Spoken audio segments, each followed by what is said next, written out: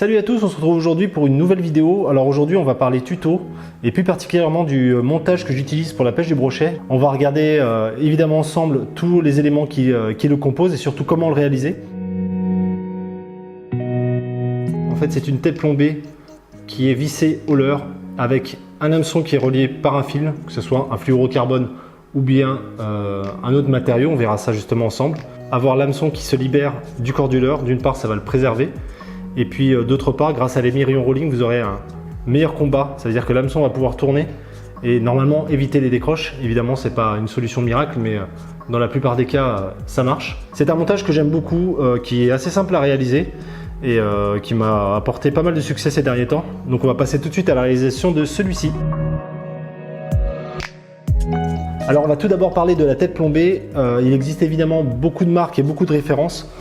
Le principal, c'est qu'elle soit comme celle-ci, donc une tête avec le plombage à l'avant et évidemment le pas de vis donc en forme de tire-bouchon qui va vous permettre justement de pouvoir visser le leurre dessus. Vous avez évidemment l'anneau dessus qui va vous permettre d'accueillir soit votre nœud soit votre agrafe et un autre anneau qui est situé en dessous,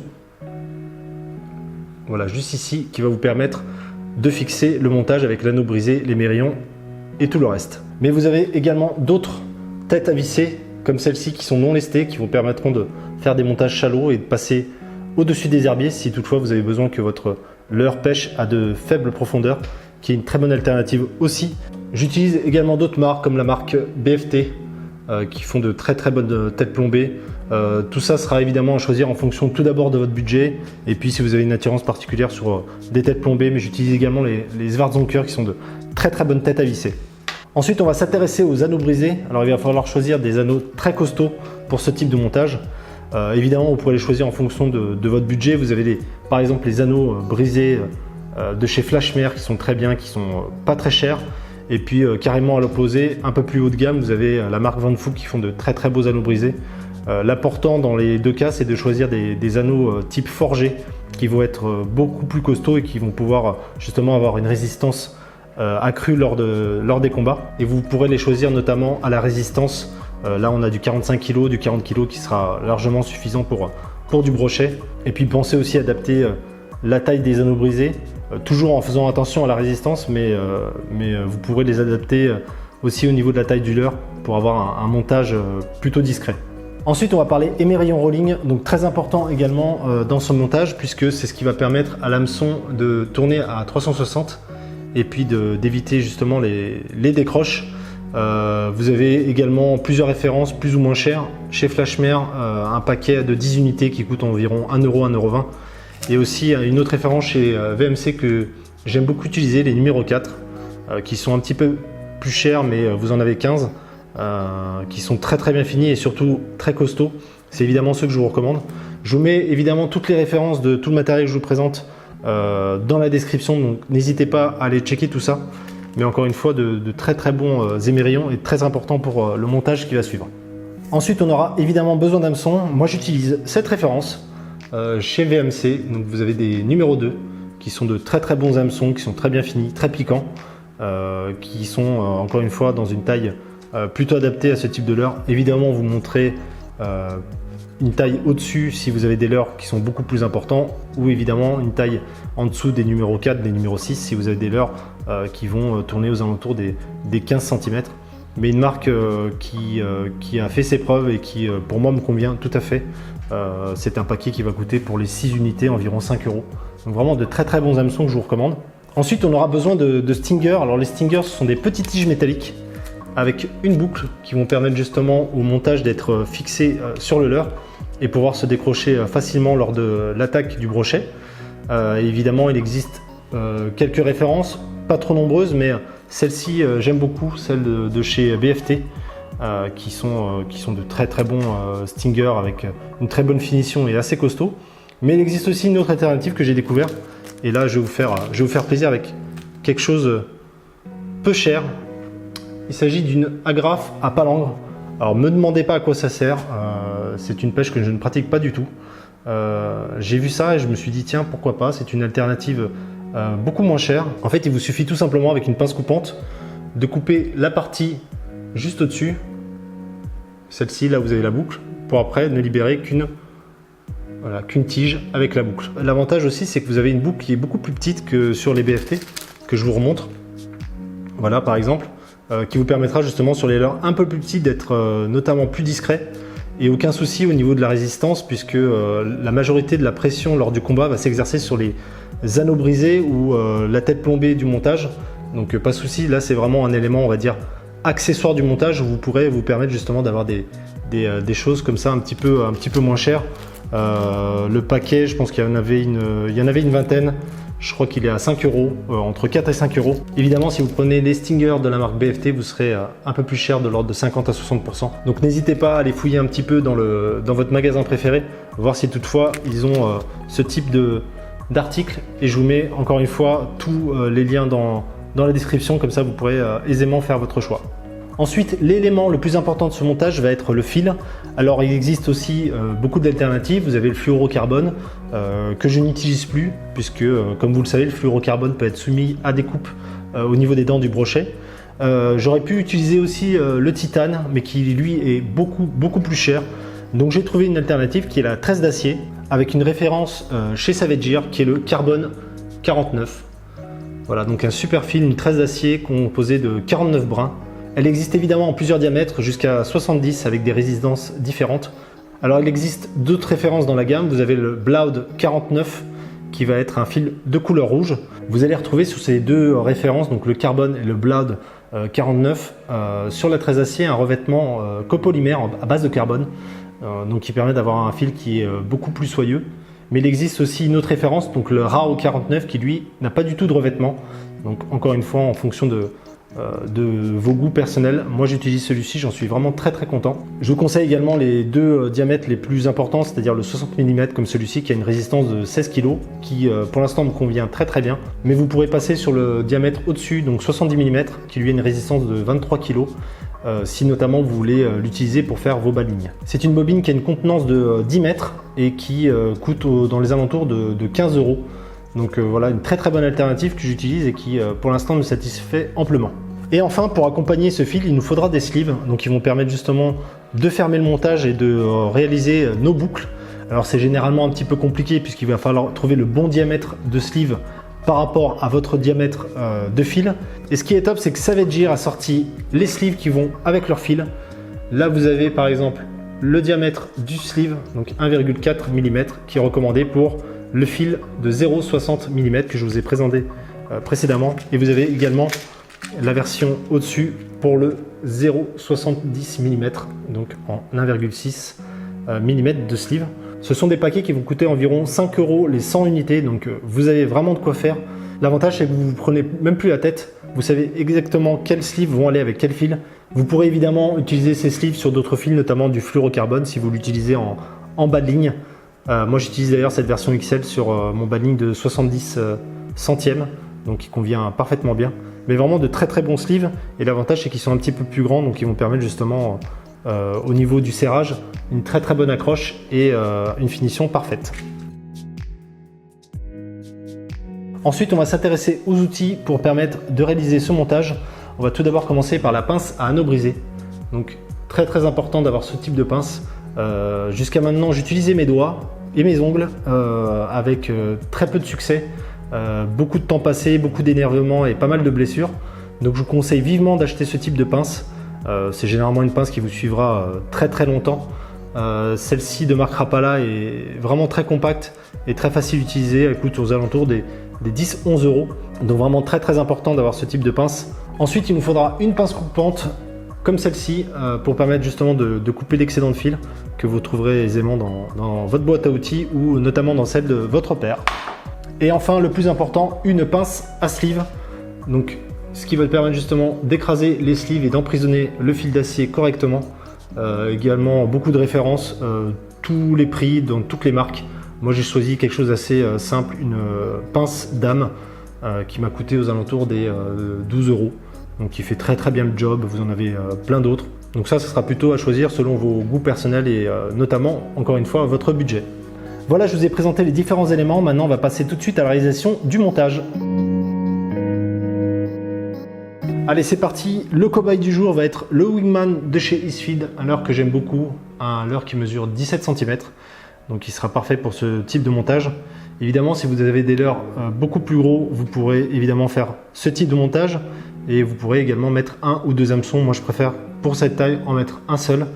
J'aurai peut-être moins de chance sur les touches, mais j'abîmerai aussi beaucoup moins le poisson. On a également tous les éléments, donc l'hameçon triple numéro 2. On a les mérillons rolling, on a deux sleeves, on a le stinger, donc l'agrafe à palangre qu'on va transformer. On a deux anneaux brisés et puis on a également la tête plombée. Alors la première opération, c'est de réunir les mérillons rolling avec l'anneau brisé. Donc bien sûr à l'aide de la pince à anneau brisé. On va tout d'abord ouvrir l'anneau grâce à la pince. Comme ceci. Et on vient y loger les mérillons rolling. Voilà, et là il nous suffit de tourner l'anneau brisé à l'aide de la pince pour que l'anneau brisé soit bien dedans. Et voilà, comme ceci. Alors, on met ça de côté. Ensuite, on va prendre un petit peu de fil. On va prendre une quinzaine de centimètres. Voilà, avec de la pince coupante, on coupe ce dont on a besoin et on peut tout de suite mettre la bobine de côté. Maintenant, ce qu'on va faire, c'est mettre le fil sur les mérillons rolling. Donc, on a justement assemblé avec l'anneau brisé. Donc, pour cela, on passe un sleeve tout d'abord. On vient ensuite rajouter les mérillons rolling avec l'anneau brisé. Et puis là, on vient faire une boucle et repasser le fil dans le sleeve pour que deux brins soient bien emprisonnés. Voilà. On laisse dépasser qu'un tout petit peu. Là, on va prendre le brin le plus long et on va venir serrer comme ceci, ça suffit. Et donc là, on a vraiment la boucle avec les mérillons juste ici. Maintenant, avec la pince à sleeve, on va sertir tout ça. On voit, il est bien emprisonné, il dépasse un petit peu des deux côtés. Et là, on vient serrer très fort à l'aide des deux mains s'il le faut, pour que ce soit vraiment très serré. Et là, voilà, on a une cible qui a bien été écrasée. On peut tester la résistance. Ça bouge pas. À présent, on va mettre la première partie du montage sur la tête à visser, toujours à l'aide de la pince à anneau brisé. C'est cette partie qu'on va assembler, qu'on va relier à la tête, juste ici. Donc on ouvre l'anneau, on vient mettre dedans et puis on tourne à l'aide de la pince jusqu'à ce que l'ensemble soit bien relié, comme ceci.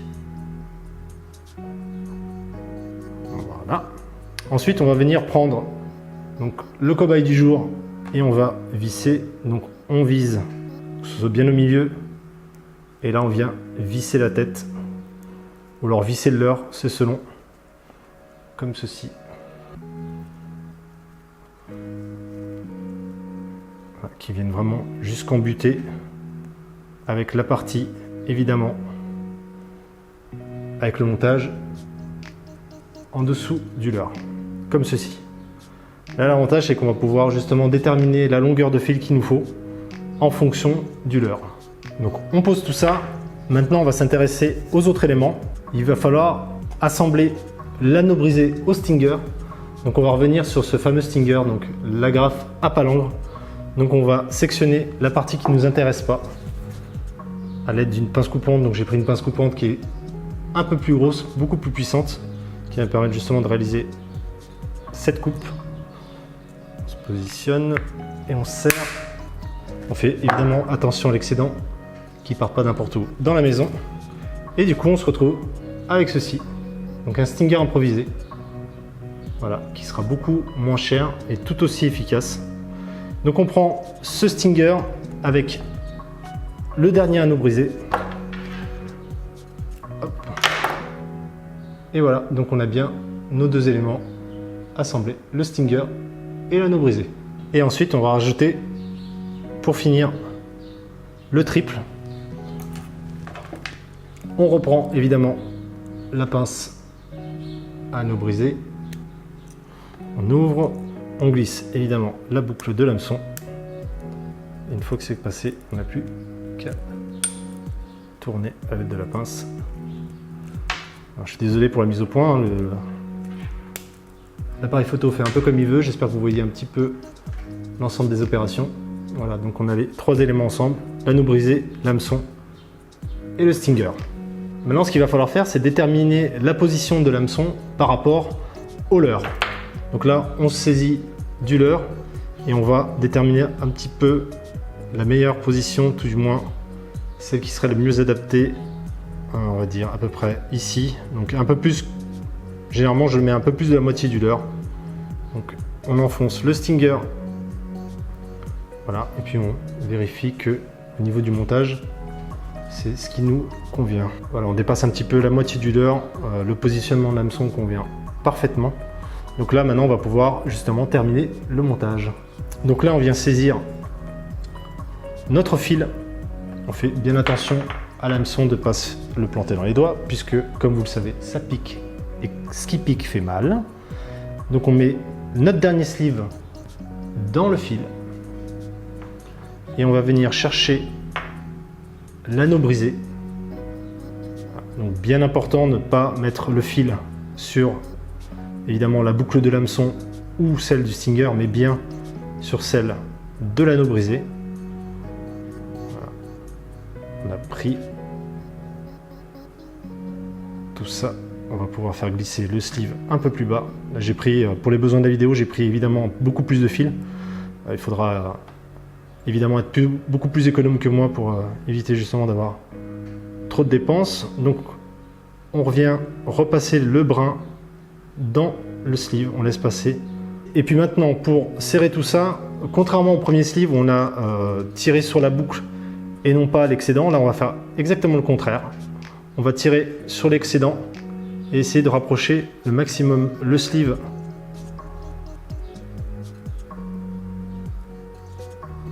de l'anneau brisé pour que le montage soit top. Hop, voilà, je pense qu'on est pas trop mal, donc on peut toujours vérifier avant de sertir. La longueur de fil me convient totalement, on est bien sur l'anneau brisé et pas sur les 2 autres parties. Donc on va pouvoir libérer le stinger. Faites toujours attention, tenir l'ensemble. Et là on va pouvoir sertir donc avec la pince à sleeve. On met bien le sleeve, on positionne comme il faut. On laisse dépasser un petit peu des 2 côtés. Et là on appuie fort. Voilà. Et normalement c'est tout bon. Si je tire sur l'ensemble, ça tient. Et là on va pouvoir venir couper l'excédent. Donc là il y a vraiment beaucoup d'excédent. On pourra resservir sur un autre petit montage, pas de souci, toujours à récupérer. Et là donc le montage est terminé. Donc on a bien l'hameçon qui tourne sur lui-même, le fil avec les sleeves sur la tête à visser, et on va pouvoir finir en logeant le stinger dans le corps du leurre. Terminé.